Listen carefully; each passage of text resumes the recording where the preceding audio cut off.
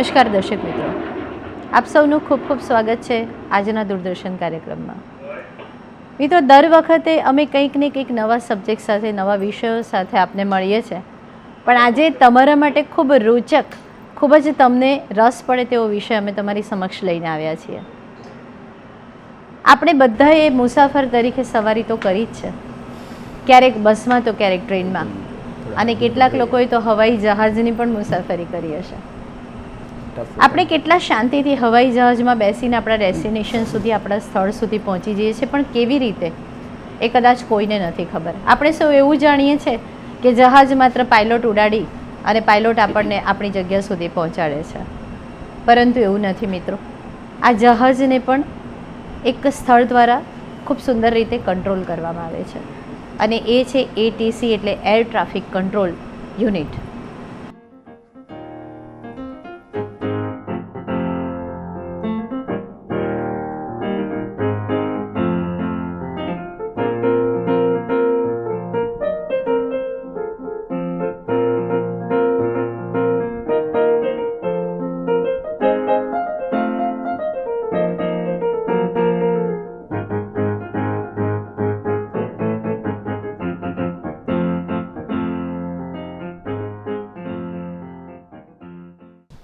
આ અમારા airport authority central air traffic flow management દ્વારા અપાયેલો એક એક્સેસ છે, જેના દ્વારા અમે બધા એરક્રાફ્ટની એકચ્યુઅલમાં કરંટ પોઝિશન શું છે તે અમે જોઈ શકીએ છીએ. જેમ કે અત્યારે મુંબઈથી રાજકોટ માટેની આ ઇન્ડિગો iFly 382 આવી રહી છે, તો એની અત્યારની કરંટ પોઝિશન આ જગ્યા છે, અને એ ફ્લાઇટ બીજી ફ્લાઇટથી કેટલી દૂર છે એ પણ દેખાશે, અને એ ફ્લાઇટ આ રસ્તા દ્વારા અહીંયા આવશે અને રાજકોટમાં આ રીતે લેન્ડ કરશે. આ સોફ્ટવેર બહુ જ ઉપયોગી થાય કે જ્યારે એક કરતાં વધારે ફ્લાઇટ એકસાથે રાજકોટ ATCના કંટ્રોલમાં હોય, જેના દ્વારા અમે એરક્રાફ્ટની એકચ્યુઅલ પોઝિશન જાણી શકીએ અને એરક્રાફ્ટને સેફ રસ્તો આપી શકીએ. અને એ સિવાય આ સોફ્ટવેરની કેપેબિલિટી છે કે આખા ઇન્ડિયન એરસ્પેસમાં એકસાથે કેટલી ફ્લાઇટ્સ અત્યારે ઉડી રહી છે તે જોઈ શકાય છે. જેમ કે તમે જુઓ છો, આ એક ઇન્ટરનેશનલ રૂટ છે. આ રૂટ આખો ઈસ્ટર્ન પાર્ટથી વેસ્ટર્ન પાર્ટ ક્રોસ કરે છે અને વિદેશમાં જાય છે. આ બધા એરક્રાફ્ટ એ રૂટમાં ફ્લાય કરી રહ્યા છે. અત્યારે એરક્રાફ્ટનું લેવલ શું છે, કઈ તરફ જઈ રહ્યા છે, ATCએ કયું લેવલ આપ્યું છે, એ બધી વસ્તુ આમાં જોઈ શકાય છે. અને આ બ્લેક કલરના એરક્રાફ્ટ ગ્રીન કલરના એરક્રાફ્ટ જે છે એ પેસેન્જર શેડ્યુલ એરક્રાફ્ટ છે. બ્લેક કલરના એરક્રાફ્ટ છે નોન શેડ્યુલ, જેમ કે ચાર્ટર ફ્લાઇટ અથવા તો કોઈ ડિફેન્સની ફ્લાઇટ છે, એ બધી એમાં કલર કોડેડ અલગ અલગ આપેલા છે. હેલિકોપ્ટર્સ હોય છે એ અલગ હોય છે. આ જેમ કે આ કોબ્રા કરીને છે, આ એ આપણા ડિફેન્સની ફ્લાઇટ છે. તો કોબ્રા એના કોલ સાઇન અથવા તેનું નામ, એના ટાઈપ ઓફ એરક્રાફ્ટ, એના ઉપરથી આપણે જોઈ શકીએ છીએ કે આ શેડ્યુલ ફ્લાઇટ છે, નોન શેડ્યુલ ફ્લાઇટ છે અથવા તો ડિફેન્સની ફ્લાઇટ છે. દરેક ફ્લાઇટ આમાં જોઈ શકાય છે, જેના દ્વારા કોઈ પણ એરક્રાફ્ટને અમે બીજા એરક્રાફ્ટથી સેપરેટ કરી શકીએ. આ સ્કાયફ્લો સોફ્ટવેર છે, જે સેન્ટ્રલ CATFM અમારા દિલ્હી ખાતે central air traffic flow management દ્વારા અપાયેલો સોફ્ટવેર છે. એ સોફ્ટવેર ભારતમાં અલગ અલગ જગ્યાએ બધા રડાર્સના જે ફીડ આવે છે, એ ફીડને એક જગ્યાએ એકત્રિત કરીને આમાં દરેક એરક્રાફ્ટની પોઝિશન બતાવે છે, જે પોઝિશન ATCને એર ટ્રાફિક કંટ્રોલ કરવામાં ખૂબ જ મદદરૂપ થાય છે. આ અત્યારે આ રાજકોટ એર ટ્રાફિક કંટ્રોલનું એરસ્પેસ છે. આ રાજકોટ એર ટ્રાફિક કંટ્રોલનું જ્યુરિસડિક્શન છે. અહીંયા જામનગર એરફોર્સનું એરસ્પેસ છે. અહીંયા જામનગરના ફાઇટર ફ્લાઇંગ ચાલુ હોય છે. અહીંયા પોરબંદર છે. આ અમદાવાદનું અપર એરિયા કંટ્રોલનું આખો એરસ્પેસ છે. અને આ iFly 382 ઇન્ડિગોની જે મુંબઈથી રાજકોટવાળી Airbus 320 ફ્લાઇટ છે, એની પોઝિશન અત્યારે દેખાડે છે, જે એપ્રોક્સિમેટ 30 મિનિટની અંદર લેન્ડ થશે. આ ઇન્ડિયન FIRનો આખો રૂટ ચાર્ટ છે. આમાં આપણે જોઈ શકીએ છીએ કે ઇન્ડિયન ATC પાસે કેટલું એરસ્પેસ છે અને એનું જ્યુરિસડિક્શન શું છે. આ ઇન્ડિયન મેપ છે, અહીંયા પાકિસ્તાન, તો એ જે એરસ્પેસ છે એ અલોંગ વિથ બોર્ડર ચાલે છે. અહીંયા સાઉથ વેસ્ટમાં આપણે જોઈએ તો આખો ઓશિયન, અરેબિયન સી અને અપ ટુ માલે સુધી ઇન્ડિયન ATC બધું કંટ્રોલ કરે છે. ઈસ્ટર્ન સાઈડમાં આપણે આવીએ તો અહીંયા પોર્ટ બ્લેર સુધી ચેન્નઈ FIR, મતલબ ચેન્નઈમાં જે આપણા એર ટ્રાફિક કંટ્રોલર બેઠેલા છે એ લોકો અહીંયા કંટ્રોલ કરે છે. આ દરેક રૂટ છે ઇન્ટરનેશનલ રૂટ છે, જેમ કે જે મિડલ ઇસ્ટથી ઈસ્ટર્ન કન્ટ્રી, જેમ કે દુબઈથી સિંગાપોર, દુબઈથી ઓસ્ટ્રેલિયા, એ બધા એરક્રાફ્ટ આ બધા રૂટ્સ પર ફ્લાય કરે છે. એ દરેક એરક્રાફ્ટને ઇન્ડિયામાં ઉડતા બીજા એરક્રાફ્ટથી સેપરેટ કરવા, સેફલી એની જગ્યાએ પહોંચાડવાનું કામ ઇન્ડિયન ATC કરે છે. અને આના બદલામાં ઇન્ડિયન એટીસી ભારત સરકારને રેવન્યુ કમાઈને આપે છે. દરેક જે નાના મોટા રૂટ છે એ અલગ અલગ એરક્રાફ્ટ માટે ડિફાઇન્ડ છે. દરેક રૂટમાં અલગ એરક્રાફ્ટની એની કેપેસિટી, જેમ કે આપણે કોઈ એક્સપ્રેસ વે હોય નીચે હાઈવેમાં, તો અમુક કેપેસિટી કરતાં ઓછા વાહનો હોય જેને એ રૂટમાં જવા ન દે. સેમ વે અમુક રૂટ છે જેમાં એરક્રાફ્ટમાં અમુક કેપેસિટી હોવી જોઈએ, ઇક્વિપમેન્ટ હોય તો જ એ રૂટમાં એ ફ્લાય કરી શકે. બાકી જો એક ઇક્વિપમેન્ટથી ઓછી એની પાસે કેપેસિટી હોય તો એ રૂટમાં એ ફ્લાય નથી કરી શકતા. તો અલગ અલગ રૂટ છે, એ રૂટ્સના આધારે અમે દરેક એરક્રાફ્ટને સેપરેટ કરતા હોય અને એરક્રાફ્ટની કેપેસિટી પ્રમાણે, માન લો કોઈ સ્લો ફ્લાઇંગ એરક્રાફ્ટ છે તો એને એ પ્રમાણે આપણે હેન્ડલ કરવું પડે છે. જેમ કે એ વધારે ઉપર ન જઈ શકે, વધારે નીચે ન જઈ શકે, એની ફાસ્ટ ટર્ન ન લઈ શકે, પણ બીજા એરક્રાફ્ટ કેપેબલ હોય તો એને એ પ્રમાણે હેન્ડલ કરવાના થાય. આ દરેક રૂટ છે, ક્યુબેક રૂટ જે ડોમેસ્ટિક રૂટ છે, બધા લીમા રૂટ્સ છે, નવેમ્બર રૂટ્સ, પાપા રૂટ્સ, એ બધા ઇન્ટરનેશનલ રૂટ્સ છે. એટીસી વિશે અગત્યની વધારાની માહિતી આપણે ફરીથી મેળવીશું વર્ષા મણી પાસેથી.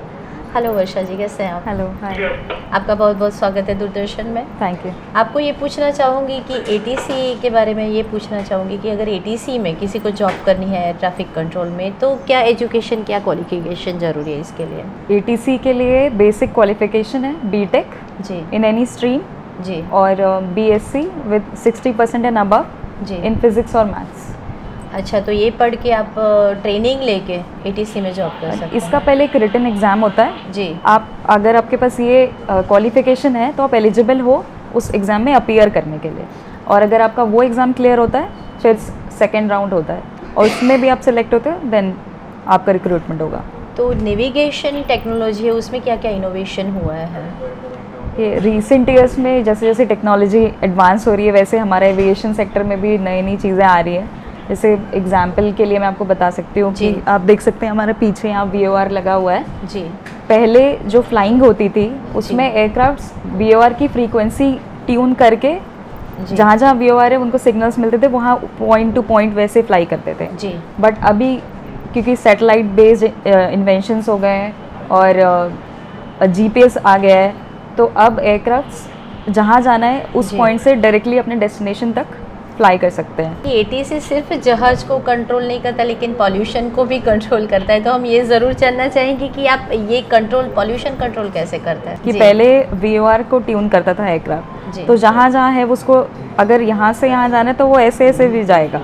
जी. बट अभी क्योंकि आप डायरेक्टली फ्लाई कर सकते हो तो डिस्टेंस कम हो जाता है, फ्लाइंग टाइम भी कम होगा, तो फिर उसी हिसाब से एमिशन भी कम होगा. जो उसमें जो फ्यूल लगता है, हाँ, जो ईंधन लगता फ्यूल है कम वो होगा. कम होगा और उस हिसाब से पॉल्यूशन भी कंट्रोल हाँ, होगा. जैसे एक नॉर्मल Airbus 320 जो एयरक्राफ्ट जिसमें हम लोग ज़्यादातर ट्रैवल करते हैं जी उसमें जो फ्यूल यूज़ होता है जी उसका रेट ऑलमोस्ट 70 रुपीज़ पर kg है. जी और अगर हम उसका 1 मिनट का फ्यूल भी कम करते हैं जी तो उसका अराउंड 40 kgs हम उसकी बचत करते हैं. जी तो अकॉर्डिंगली वो पैसा भी बचता है उनका और पोल्यूशन भी बचता है. जी. तो आपको ये पूछना था कि ये डेल्टा कंट्रोल और अल्फा कंट्रोल क्या होता है? देखिए कोई भी एयरक्राफ्ट है वो एक बार में सिर्फ एक ही ATC के कंट्रोल में रहता है. जी. मतलब कि जैसे कि बहुत सारे जहाज़ एक मिनट में 2-3 जहाज़ आते हैं, तो एक एयर कंट्रोलर जो होता है वो सिर्फ एक ही जहाज़ को कंट्रोल करता है? नहीं, एक कंट्रोलर बहुत सारे जहाज़ कंट्रोल कर सकता है जी. लेकिन एक एयरक्राफ्ट एक बार में सिर्फ एक ATC के ही पास रहेगा. जी जी तो अभी एक जो डेल्टा कंट्रोलर होता है वो डायरेक्ट कांटेक्ट में रहता है जी एयरक्राफ्ट से, जी. पायलट्स के, जी लेकिन उसको बाकी कोऑर्डिनेशन भी करने होते हैं. जैसे दूसरी यूनिट से बात करनी है, जी. अपनी एयरपोर्ट पे भी बहुत सारी यूनिट्स होती हैं उनसे बात करनी है, बहुत जी. सारा कोऑर्डिनेशन का प्रोसीजर रहता है. जी. तो उनको असिस्ट करने के लिए एक अल्फा कंट्रोलर होता है. जी. एक और उसको हेल्प के लिए चाहिए. हाँ जी. अल्फा कंट्रोल जैसे अब एयरपोर्ट है इसमें बहुत सारी दूसरी एजेंसीज भी हैं, जी फायर, CISF, जी. बहुत सारे अलग अलग डिपार्टमेंट्स होते हैं जिससे हमें कोऑर्डिनेशन करना पड़ता है. जी इवन जो अपना हमारा डिपार्चर जैसे जा रहा है तो हमें दूसरे ATC यूनिट्स जो हैं जैसे जी. हमारा पास में अहमदाबाद है और मुंबई है, इनसे जी. भी हमें कोऑर्डिनेशन करना जी. होता है. तो वो सारे काम अल्फा कंट्रोलर और करता है. अल्फा कंट्रोल वो सारी इंफॉर्मेशन डेल्टा कंट्रोल को देता हाँ. है, और वो डेल्टा कंट्रोलर किसको पास करते हैं? फिर वो सारी- डेल्टा कंट्रोलर उस इंफॉर्मेशन का यूज़ करके वो पायलट को देता है। पायलट को देते हैं, जिससे वो पूरी अच्छी तरह से अपना जहाज उड़ा सके। जो भी उसको इन्फॉर्मेशन चाहिए वो सब डेल्टा कंट्रोलर कंट्रोलर से देगा। लेता है। क्योंकि वो डायरेक्ट कांटेक्ट में रहता है जी। एयरक्राफ्ट से। वर्षा जी, बहुत बहुत आभार आपका ये इन्फॉर्मेशन देने के लिए। Thank you very much. Thank you.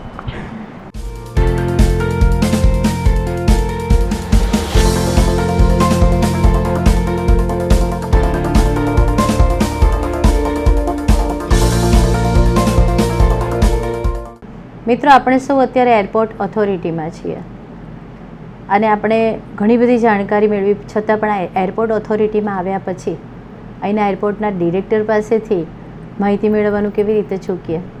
દિગંતજી, बहुत बहुत स्वागत है आज दूरदर्शन में आपका। दिगंत जी, आपको ये पूछना चाहूँगी कि आप एज एयरपोर्ट अथॉरिटी है, तो यहाँ पे राजकोट में एयरपोर्ट में क्या क्या डेवलपमेंट हो रहा है? एयरपोर्ट में एक्चुअली मैं नवंबर 2020 में ज्वाइन किया, तो उस समय रनवे लेंथ, उसके इमीडिएटली बाद हमने रनवे लेंथ 100 मीटर बढ़ाया। उसके बाद जो है हेवियर एयरक्राफ्ट, बिगर एयरक्राफ्ट यहाँ पे लैंड करने के लिए सक्षम रहा। जी। उसके बाद जो है तो हमने जब 100 मीटर बढ़ गया तो हमने इंडिगो को अप्रोच किया कि इंडिगो स्टार्ट करने के लिए, तो 28 मार्च को इंडिगो यहाँ पे स्टार्ट हुआ। जी। तो शुरू में जो 4 या 3 फ्लाइट था, 4 फ्लाइट था शुरू में नवंबर में, जी। तो बाद में ये 12 फ्लाइट तक हमने एक दिन में 12 फ्लाइट पहुंच गया था मार्च में। जी। उसके बाद कोरोना के कारण थोड़ा सा फ्लाइट्स कम हो गया, अभी 9 फ्लाइट डेली है यहाँ से।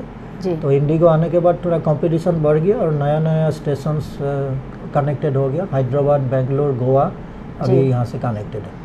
इससे पहले जो कनेक्शन था ओनली मुंबई और दिल्ली का था। और कंपनियों से आपने कनेक्ट करके एयरक्राफ्ट से यहाँ पे लैंडिंग करवाना शुरू किया और ज़्यादा मतलब काम, मतलब इतनी ज़्यादा फ्लाइट्स बढ़ गई कि 4 थी पहले, अब 12 हो गई। इंडिगो एज ए कैटलिस्ट काम किया है। इंडिगो आने के बाद कंपटीशंस बढ़ गया, बाकी स्पाइसजेट और एयर इंडिया भी फ्लाइट्स बढ़ा दिया है। जी। तो अभी यहाँ पे ज़्यादा फ्लाइट्स बढ़ाया नहीं जा सकता है, बिकॉज एक तो पार्किंग बे का प्रॉब्लम है और एक टर्मिनल बिल्डिंग का कैपेसिटी कम है। जी। तो टर्मिनल पार्किंग बेज हम बढ़ा रहा है, 4 नया पार्किंग बे आ रहा है, हम लोग कंस्ट्रक्शन चल रहा है, अभी 1-2 महीना में उपलब्ध हो जाएगा। जी। लेकिन टर्मिनल बिल्डिंग छोटा होने के कारण हम ज़्यादा फ्लाइट्स नहीं बढ़ा पाएंगे। जी। तो मैक्सिमम अभी जैसे 12 तक पहुंचा था, अभी 2-3 और होगा, 15 तक मैक्सिमम इतना ही पहुंच पाएगा, उससे ज़्यादा नहीं बढ़ने का चांसेस कम है। एंड उसके बाद भी हम लोगों ने अभी कार्गो ऑपरेशंस 2012 में लास्ट चला था, उसके बाद बंद हो गया था। उसके बाद हमने दोबारा कार्गो स्टार्ट किया, अप्रैल 2021 में दोबारा राजकोट एयरपोर्ट से कार्गो आना जाना स्टार्ट दोबारा से रिवाइव हो गया। उसके बाद भी टर्मिनल बिल्डिंग का अभी कैपेसिटी जो है 125 पर्सन्स एट ए टाइम है, तो टर्मिनल बिल्डिंग का भी हमने सीटिंग कैपेसिटी अराउंड 75 बढ़ाने का अभी प्लान चल रहा है। वो काम जल्दी हो जाएगा, विद 2 महीने के अंदर उपलब्ध हो जाना चाहिए। अभी राजकोट का जो और डेवलपिंग हो रहा है, हीरासर में एक और एयरपोर्ट जो बन रहा है, उसमें क्या सर डेवलपिंग हो रहा है? एक्चुअली यहाँ पे एयरपोर्ट, यहाँ पे रनवे लेंथ बहुत कम है, इसके कारण जो है बड़ा एयरक्राफ्ट यहाँ पे लैंड नहीं कर सकता है। बड़ा मीन्स अभी यहाँ पे जो एयरबस T20 लैंड करता है, उससे बड़ा एयरक्राफ्ट यहाँ पे नहीं उतर सकता है, बिकॉज रनवे लेंथ छोटा है, यहाँ पे कम है। तो इसके कारण यहाँ पे बढ़ाने का भी स्कोप नहीं है। इसके कारण यहाँ से 30 किलोमीटर दूर में हीरासर में नया एयरपोर्ट अभी बन रहा है। जी। उसका रनवे का काम 50% से ज़्यादा कंप्लीट हो गया है। उसमें 14 पार्किंग बेज बनेगा और उसका रनवे लेंथ अराउंड 3 किलोमीटर है, जिसमें जो है कोई भी बड़ा एयरक्राफ्ट लैंड कर पाएगा। तो इन फ्यूचर जैसे ही वो एयरपोर्ट हो जाएगा, विदिन 2 साल के अंदर वो एयरपोर्ट हो जाना, रेडी हो जाना चाहिए। उसके बाद फिर फ्लाइट का कोई दिक्कत नहीं रहेगा और फ्लाइट का संख्या बढ़ने का भी बहुत चांस है। जी सर, सुना है कि एयरपोर्ट का जो मैनेजमेंट होता है उसमें एयरपोर्ट डायरेक्टर की बहुत बड़ी महत्वपूर्ण भूमिका रहती है सर, तो आप बताइए कि आपके ऊपर कितनी ज़्यादा जिम्मेदारी है? कोर्स एयरपोर्ट डायरेक्टर के ऊपर ही है, बिकॉज एनीथिंग डन बाय, मतलब कोई भी काम इवन दूसरा कर्मचारी भी जो करे उसका भी रेस्पॉन्सिबिलिटी एयरपोर्ट डायरेक्टर का होता है। और एयरपोर्ट का डायरेक्टर का कोई भी डिसीजंस डायरेक्शंस में ले जाता है। तो अगर वो डिसीजन गलत होगा तो गलत डायरेक्शन में ले जाएगा, अगर डिसीजन सही होगा तो सही दिशा में चला जाएगा, तो फिर आपका एयरपोर्ट का इम्प्रूवमेंट डेवलपमेंट होगा। जी। एज ए एयरपोर्ट डायरेक्टर दिगंत जी, आप राजकोट के एयरपोर्ट को और डेवलपमेंट करने के लिए आप क्या सोचते हैं? यहाँ का जो इंफ्रास्ट्रक्चर बिल्डिंग वगैरह का यहाँ का डेवलपमेंट स्कोप बहुत लिमिटेड है, बट पैसेंजर्स फैसिलिटेशन जैसे नया स्टेशन से कनेक्टिविटी है उसके बारे में हमने कोशिश करते आए हैं। तो शुरू में बॉम्बे और दिल्ली ये 2 ही जगह कनेक्टेड था, बाद में अभी जो जैसे गोवा, हैदराबाद और बेंगलुरु कनेक्टेड हो गया, सो 5 स्टेशन अभी कनेक्टेड है। हम लोग एयरलाइंस के साथ बात कर रहे हैं कि इंदौर, जयपुर और कलकत्ता इस टाइप स्टेशंस के लिए भी कनेक्टिविटी बढ़ाए। कनेक्टिविटी बढ़ने से यहाँ का लोगों का लिए बहुत सुविधा हो जाएगा। दिगंत जी, राजकोट में जब से आपने एज ए एयरपोर्ट डायरेक्टर यहाँ पे ज्वाइन किया, तब से लेकर आज तक एयरपोर्ट डेवलपमेंट के बारे में आप कुछ बताएंगे? क्या किया आपने, आपकी कामगिरी क्या रही इसके बारे में? एक्चुअली इसमें जो डेटा देखा जाए, जैसे number of flight and number of passengers, वो कोई भी एयरपोर्ट का डेटा वही डेटा कहता है कि एयरपोर्ट कैसे परफॉर्म कर रहा है। जी। तो 1 साल का वो डेटा देखा जाए, हम लोग का जो नंबर ऑफ़ फ्लाइट्स था वो मार्च 2021 में 392 फ्लाइट्स था, जो राजकोट का खूब संभव ये हाईएस्ट नंबर ऑफ़ फ्लाइट्स होगा, ये हिस्टोरिक होगा, बट हमें वो लेवल अभी भी हम क्रॉस नहीं कर पाया। अभी जो लास्ट अगस्त में हमने 381 फ्लाइट्स हैंडल किया और सितंबर में 380 फ्लाइट्स हैंडल किया। तो नंबर ऑफ़ पैसेंजर्स देखा जाए तो लास्ट एक साल के अंदर, मतलब मैं जब ज्वाइन किया नवंबर या उससे भी पहले से हम शुरू किया डेटा लेते हैं, अक्टूबर से लेके अभी तक जो डेटा है, तो सितंबर में 35,500 पैसेंजर्स मूवमेंट हुआ है जी। ये शायद ही कोई रिकॉर्ड होगा, क्योंकि पुराना रिकॉर्ड नहीं, इसीलिए हम इसको रिकॉर्ड बोल नहीं पा रहे हैं, बट ये highest number of passengers over 1 year. एक साल में तो हाईएस्ट है ही है। तो इतना फ्लाइट्स 392 फ्लाइट्स एक महीने में जैसे कभी हुआ नहीं होगा, तो नंबर ऑफ़ पैसेंजर्स भी इससे ज़्यादा शायद नहीं होगा। तो यही 2 अचीवमेंट मैं मानता हूँ, बिकॉज जो डेटा कहता है वही एयरपोर्ट का एक परफॉर्मेंस बताता है। जी। दिगंत जी, आपने जो आज इन्फॉर्मेशन दी है तो दूरदर्शन की ओर से हम बहुत आभारी है आपका। Thank you so much sir. Thank you ma'am, thank you. મિત્રો, આપ શું જોઈ રહ્યા છો કે આ પેનલ ઉપર અમુક સ્ટ્રીપ પણ અહીંયા લગાવેલી છે, તો એ વિશેની માહિતી આપણે અહીંયા આગળ એટીસી ઝોનમાં જે કાર્યરત છે એવા તરંગ મકવાણા પાસેથી મેળવીશું। કેમ છો તરંગભાઈ? મજામાં। જી તરંગભાઈ, ખાસ અમને એ જણાવો કે આ જે બધી સ્ટ્રીપ છે એ શેના માટે છે અને એનું શું કામ, કે શેના ઉપયોગમાં લેવામાં આવે છે? આ દરેક સ્ટ્રીપ એક એરક્રાફ્ટને ડિનોટ કરે છે। જેમ કે અહીંયા જે કોઈ પણ અરાઇવલ હોય એ સ્ટ્રીપને અમે પીળા કલરના સ્ટ્રીપમાં એની માહિતી લખીએ। અહીંથી ડિપાર્ચર હોય રાજકોટ એરપોર્ટથી, અને બ્લુ કલરની સ્ટ્રીપમાં, અને જે રાજકોટમાં લેન્ડ ન થાય અથવા તો અહીંથી ડિપાર્ચર ન હોય પણ રાજકોટ એરસ્પેસ ઉપરથી ફ્લાય કરીને જતા હોય, એનું પણ કંટ્રોલિંગ રાજકોટ એટીસી જ કરે, રાજકોટના અધિકાર ક્ષેત્રમાં આવતા હોય છે। એ લોકોને એવા એરક્રાફ્ટને પિંક કલરની સ્ટ્રીપમાં દેખાડવામાં, અને આ દરેક સ્ટ્રીપમાં એરક્રાફ્ટ વિશેની અલગ અલગ માહિતી હોય, જેમ કે એરક્રાફ્ટનું કોલ સાઇન, એનું ડિપાર્ચર, એનું ડેસ્ટિનેશન, કયા રૂટથી જશે, કયા લેવલ પર જશે, એરક્રાફ્ટનો ટાઈપ શું છે, જેમ કે કોઈ એરબસ છે, કોઈ નાનું છે, કોઈ મોટું છે, જેના આધારે એટીસીને ખબર પડે કે એ એરક્રાફ્ટની કેપેસિટી શું છે, કેટલી સ્પીડ પર જઈ શકે, કેટલા લેવલ પર જઈ શકે, એ બધી માહિતી આ સ્ટ્રીપ પર જોવા મળે।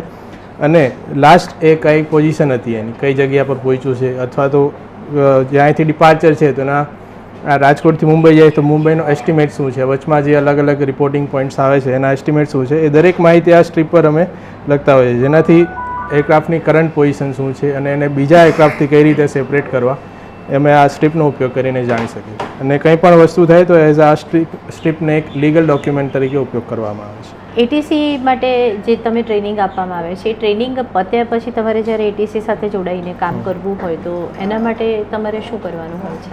એકચ્યુઅલી એટીસીની ટ્રેનિંગ પૂરી થયા પછી દરેક એટીસીની જે પણ જગ્યાએ પોસ્ટિંગ થાય, આખા ઓલ ઇન્ડિયામાં કોઈ પણ એરપોર્ટ પર થાય, ત્યાં એ એરપોર્ટ સ્પેસિફિક ટ્રેનિંગ લેવાની હોય છે, જે ટ્રેનિંગ અપ્રોક્સિમેટ 6 થી 8 મહિના અથવા તો વર્ષ દિવસ સુધી ચાલતી હોય છે। એ ટ્રેનિંગ સક્સેસફુલી થયા પછી એને ડીજીસીએ, જે દરેક એર ટ્રાફિક કંટ્રોલ અથવા તો ઇન્ડિયન એવિએશનનું આપણે કહી શકીએ જે રેગ્યુલેટર છે ભારતમાં, એની પાસે લાઇસન્સ અપ્લાય કરવાનું હોય છે, અને એ લાઇસન્સ મળ્યા પછી જે કોઈ પણ એરપોર્ટમાં એક એટીસી તરીકે કામ કરી શકે છે। તો તમને એ પણ પૂછવાનું કે ન્યૂ ડ્રોન પોલિસી છે તો એ શું છે? એકચ્યુઅલી ન્યૂ ડ્રોન પોલિસી અત્યારે એમાં રિસન્ટલી ભારત સરકાર દ્વારા એક નવી પોલિસી ડ્રોન માટે જાહેર કરવામાં આવી છે।